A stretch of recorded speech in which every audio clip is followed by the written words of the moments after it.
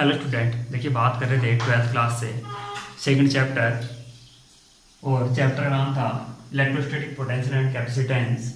तो इसमें क्या है, देखिए कि इससे पहले जो हम बात कर चुके हैं वो संधारित्रों के बारे में बात कर चुके हैं कि किस तरह के संधारित्र की जो धारिता है वो कितनी होगी, हम उनको निकाल चुके हैं। जैसे लास्ट वीडियो में हमने देखा था कि एक तो हमने निकाला था जो गोलीय चालक होता है उसके लिए, और एक विलगित गोलीय चालक के लिए, दोनों के लिए निकालेंगे।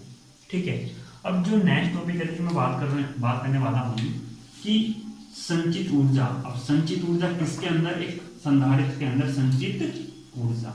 ठीक है, और दो चीजों की बात करने वाले हैं, तो संचित ऊर्जा और एक ऊर्जा घनत्व। यानी जो एक संधारित्र है, संधारित्र के अंदर जो ऊर्जा घनत्व है वो क्या होता है, तो energy stored in a capacitor, और दूसरा density of energy in a capacitor. ठीक है, दो टॉपिक्स के बारे में बात करने वाले हैं। तो अब इसमें देखिए क्या है कि अगर मैं एक नॉर्मल सी बात करके चलूँ कि दो प्लेट हैं जिनके बारे में पहले पढ़ चुके हैं, तो और प्लेटों का क्षेत्रफल आप जानते हैं ए, बीच की डिस्टेंस आप डी मान लीजिए, और किसी एक प्लेट को आप क्या करते हैं, पॉजिटिवली चार्ज करते हैं। ठीक है, तो दूसरी वाले पर आपको पता है निगेटिव चार्ज आएगा ही आएगा। ठीक है, तो दूसरी वाले पर क्या आ जाएगा, निगेटिव चार्ज आ जाएगा। ठीक है, इस तरीके से। तो ये एक तरह का क्या होगा, समांतर प्लेट संधारित्र हुआ। अब आपको क्या निकालनी है, एनर्जी निकालनी है। तो एनर्जी देखिए, अब इसके बारे में एक चीज ये ध्यान रखिएगा कि अब मान लिया कोई स्टार्टिंग में, मान लिया प्लेट, इसको आवेश देना शुरू किया तो स्टार्टिंग में तो आवेश बहुत स्मूथली ग्रहण करना शुरू कर देगी। ठीक है, लेकिन अब होगा क्या कि जैसे जैसे इस पर आवेश बढ़ता चला जाएगा, तो मान लिया आप इसको पॉजिटिव चार्ज कर रहे हैं, तो जैसे जैसे इस पर आवेश बढ़ेगा तो जो आवेश आ रहा है वो भी पॉजिटिव है, जो यहाँ आवेश उत्पन्न होता जा रहा है ये भी पॉजिटिव है। अब इससे होगा क्या कि इनके बीच में क्या होगा, रिपल्सन होगा। अब उसके विरुद्ध भी हमें कार्य करना पड़ेगा। ठीक है, तो यही जो आवेश देने के विरुद्ध जो हमें कार्य करना पड़ता है, या किसी संधारित्र को आवेशित करने में जो हमें कार्य करना पड़ता है, तो उसी जो कार्य करना पड़ता है उसी कार्य को हम क्या कहते हैं, इसमें संचित ऊर्जा कहते हैं। ठीक है, यानी जो हमारे पास कोई संधारित्र है, संधारित्र को जब हम आवेशित करते हैं तो आवेशित करने में जो कार्य किया जाता है हम इसी को क्या कहते हैं, संधारित्र में संचित ऊर्जा कहते हैं। या ऊर्जा क्या होती है, वही कार्य क्या होता है, इसकी ऊर्जा के रूप में संचित हो जाता है। ठीक है, तो ये तो हुआ संधारित्र में संचित ऊर्जा। तो अगर आप निकालना चाहते हैं तो मैं कहूँ, अगर dw कार्य करना पड़ता है एक छोटे से आवेश को देने के लिए d की को, और अगर हमें यही कार्य करना पड़े तो संपूर्ण q आवेश देने के लिए, तो आप क्या करेंगे, इंटीग्रेशन कर लेंगे dw और इंटीग्रेशन v इंटू डी। अब देखिए v इंटू डी का मतलब आप एक सूत्र वैसे भी जानते हैं कि v बराबर क्या होता है, w अपॉन q होता है। आप उसके जरिए भी समझ सकते हैं इसको, या आप चलिए इसी से ध्यान रखिएगा, v बराबर w इंटू q से। अब या विभव, और जो विभव आवेश को देने में किया गया कार्य है उस विभव के लिए, उसकी वजह से भी आप इसको ध्यान रख सकते हैं dw को। तो अब यहाँ जब इंटीग्रेशन कर दिया तो इसका इंटीग्रेशन करके तो आपका टोटल कार्य निकल के आया w। लेकिन अब dq के पदों में इंटीग्रेशन हो सकता है, लेकिन यहाँ v है, तो आप इस v को क्या कर सकते हैं, c बराबर q अपॉन v से कन्वर्ट कर सकते हैं। तो v बराबर आ जाएगा q अपॉन c। ठीक है, और इसको अब आपने इसको क्या कर दिया, ये आप कन्वर्ट कर दीजिए q अपॉन सी और इंटू बी क्यू। ठीक है, ठीक। अब यहां से देखिए q का तो हो सकता है, लेकिन c का चेंज नहीं कर सकते, तो q इंटू बी क्यू, इसकी जो वैल्यू आ जाएगी निकल के कितनी आ जाएगी, 1 अपॉन सी इंटू क्यू स्क्वायर अपॉन, ठीक है, क्यू स्क्वायर अपॉन 2। तो आप यहाँ लिमिट लगा सकते हैं 0 टू q, यानी जितना आपको स्टार्टिंग 0 से और q आवेश तक देने में किया गया कार्य हम निकाल रहे हैं, तो 0 टू q आप यहाँ भी कर सकते हैं। ठीक है, इसकी वैल्यू आप जब इसमें पुटअप करेंगे तो 0 से रिप्लेस करेंगे तो 0 ही आएगा, उससे कोई इफेक्ट नहीं होगा। तो ये 1/2 तो बाहर आ जाएगा, और 1/c और इंटू q वाली वैल्यू जब रखेंगे तो q स्क्वायर माइनस 0, तो यहाँ से निकल जाएगा 1/2 q स्क्वायर अपॉन c। ठीक है, तो ये आपकी जो किया गया कार्य है ये निकल के आया। अब यही जो कार्य होता है u के रूप में क्या हो जाता है, संचित हो जाता है। ठीक है, क्या किस रूप में संचित हो जाता है, u के रूप में संचित हो जाता है, स्थितिज ऊर्जा के रूप में। ठीक है, तो अब हम इस देखिए यहाँ जो 1/2 q स्क्वायर अपॉन c है, इसी को आप दो अलग अलग फॉर्मेट में चेंज कर सकते हैं इस सूत्र के जरिए। Q को आप अगर आपको C हटाना है तो आप यहाँ से C की वैल्यू Q/V² उठा के रख दीजिए, तो आपकी वैल्यू आ जाएगी, सॉरी Q/V, ठीक है। और आपको अगर Q हटाना है तो आप Q की वैल्यू रख दीजिए CV² यहाँ से हटा के, तो आप वे दो फॉर्मेट भी यहाँ से निकाल सकते हैं। जैसे मैं आपको यहाँ रख के दिखाऊँ हूँ, अगर आप C की वैल्यू यहाँ रखते हैं Q/V तो याद आएगा 1/2 QV, ठीक है। और अगर आप यहाँ से Q की वैल्यू को रिप्लेस करते हैं तो याद आता है Q बराबर क्या हो जाता है CV, तो आप यहाँ जब वैल्यू रखेंगे तो याद आएगा 1/2 CV²। तो ये दो फॉर्मेट आपके बन के यहाँ आ जाते हैं, ठीक है। तो इसका मतलब क्या होगा 1/2 CV² और या फिर आप कह सकते हैं 1/2 QV। तो ये तीन फॉर्मूले आपके पास हैं जो स्थितिज ऊर्जा को डिपेंड करें, ठीक है।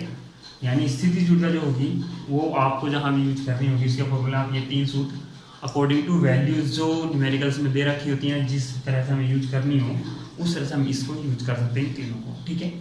नेक्स्ट जो टॉपिक था जिसके बारे में मैं बात कर रहा था कि किसी संधारित्र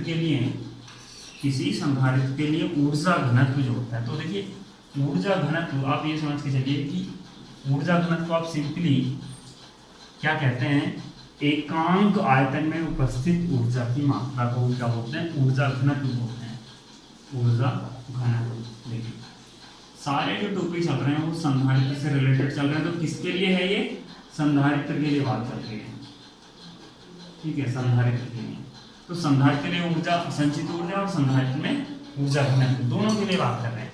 तो एक का तो हम संचित ऊर्जा के लिए बात कर चुके हैं जो वैल्यू जाएगी, ठीक है। अब जो हमारे पास ऊर्जा घनत्व है, तो ऊर्जा घनत्व से मतलब मैं क्या बोलता हूँ, एनर्जी, ठीक है, यानी टोटल एनर्जी, ठीक है। और दूसरा क्या है, वॉल्यूम। तो यानी ये जो कहलाता है ये ऊर्जा घनत्व कहलाता है। तो आप इसको निकाल कैसे सकते हैं, ये देखिए टोटल एनर्जी आपने अभी निकाली है 1/2 CV², आपको पता है, ठीक है। और दूसरी चीज वॉल्यूम क्या होता है, देखिए अब वॉल्यूम आप यहाँ से देखिए कि ये दो प्लेटें हैं, इस प्लेट का क्षेत्रफल है और इनके बीच की दूरी d है, तो आप वॉल्यूम जो निकाल सकते हैं, ये जो दूरी चल रही है वो कैसे चल रही है d, तो वॉल्यूम निकल के आएगा A/d। आप ये चीज पहले भी पढ़ चुके हैं और फर्स्ट टाइम में आपको ये सारी चीजें समझाएंगे, ठीक है। तो अब क्या जाएगा यहाँ देखिए, वॉल्यूम की जगह आप क्या रख दीजिए AD। अब आपने देखा होगा ये कैसा संधारित्र है, ये पॉजिटिव हो गया, ये नेगेटिव हो गया, तो ये क्या होगी, समांतर प्लेट संधारित्र है। और समांतर प्लेट संधारित्र के लिए धारिता जब हम निकालते हैं तो वो वैल्यू मैं अलग से लिख देता हूँ, ये हो जाती है ε0 A/d इंटू V² और AD ये लिखा हुआ है, ठीक है। ये वाली जो वैल्यू है ये आपकी किसकी है, इस C की वैल्यू है। ये जो C लिखा हुआ है किसके लिए, समांतर प्लेट संधारित्र के लिए जो हमने आर्टिकल दिया था उसकी धारिता ये है। और मैंने बताया क्या कि ऊर्जा घनत्व किसी संधारित्र के लिए क्या होता है कि टोटल एनर्जी उसकी कितनी है और उसका वॉल्यूम कितना। वॉल्यूम से अगर आप भाग कर दें टोटल एनर्जी को तो आपके पास ऊर्जा घनत्व निकल के आ जाता है। हम इसी को क्या बोलते हैं, संधारित्र का ऊर्जा घनत्व बोलते हैं। अब देखिए इस A से तो A कैंसिल, ठीक है, इस A से A कैंसिल। अब ये क्या हो गया 1/2 ऐसे ही, ε0 ऐसे ही, ये हो जाएगा V²/d इंटू d²। और आप जानते हैं कि E इक्वल टू क्या होता है, V/d होता है, ठीक है। तो आप इसको किस चीज से रिप्लेस कर सकते हैं, 1/2 ε0 इंटू E का होल स्क्वायर, या आप इसको पहले ऐसे करके लिख लीजिए ε0 V/d का होल स्क्वायर, ठीक है। तो अब V/d की जगह आप क्या रख सकते हैं, E। तो ये जो है आपका एक स्टैंडर्ड फॉर्मूला है किसके लिए, ऊर्जा घनत्व के लिए। देखिए अब क्यों, आप किसी भी तरह के संधारित्र के लिए ऊर्जा घनत्व की बात कीजिए, यहाँ ना तो V है ना Q है, किसी तरह से कोई मतलब नहीं है। केवल किस चीज से मतलब है, इलेक्ट्रिक फील्ड से मतलब है। तो इसलिए ये एक व्यापक फॉर्मूला है। ये जो हमने समांतर प्लेट संधारित्र का डायग्राम यहाँ लेके इसको सिद्ध किया, इससे थोड़ा इजी हो जाता है करना, इसलिए इस मेथड को यूज किया है। पर आप किसी भी तरह के संधारित्र को यूज करके इसके लिए ऊर्जा घनत्व निकाल सकते हैं संधारित्र में, ठीक है। तो ये दो टॉपिक थे आपके, क्या क्या, एक तो किसी संधारित्र में संचित ऊर्जा, दूसरा किसी संधारित्र का ऊर्जा घनत्व क्या होता है। तो संधारित्र की जो ऊर्जा वो मैंने आपको बताया, इसके 3 फॉर्मूले हैं वो मैंने आपको बता दिए हैं। ऊर्जा घनत्व से क्या मतलब है कि जो टोटल एनर्जी है संधारित्र में, उसको यदि हम वॉल्यूम से भाग देते हैं संधारित्र के, तो हमें ऊर्जा घनत्व निकल के आ जाता है। इसका मतलब एकांक आयतन में उपस्थित ऊर्जा क्या कहलाती है, संधारित्र का ऊर्जा घनत्व कहलाती है। ठीक है, और ये चीज आप समांतर प्लेट संधारित्र के जरिए आप इजीली निकाल सकते हैं, इसलिए हमने समांतर प्लेट संधारित्र का एग्जांपल लेकर इसको प्रूफ किया है। जबकि आप रिजल्टेंट आंसर में देखेंगे तो किसी भी संधारित्र के होने से कोई इफेक्ट नहीं पड़ता, यहाँ जो ऊर्जा घनत्व डिपेंड करेगा उस वहाँ उत्पन्न इलेक्ट्रिक फील्ड जो है, इलेक्ट्रिक फील्ड इंटेंसिटी जो होती है आपकी, उस पर डिपेंड करेगा। ठीक है, तो आई होप कि आपको दोनों टॉपिक समझ में आए। So thank you for watching, और ज़्यादा से ज़्यादा सब्सक्राइब कराने की कोशिश कीजिएगा। So thank you for watching.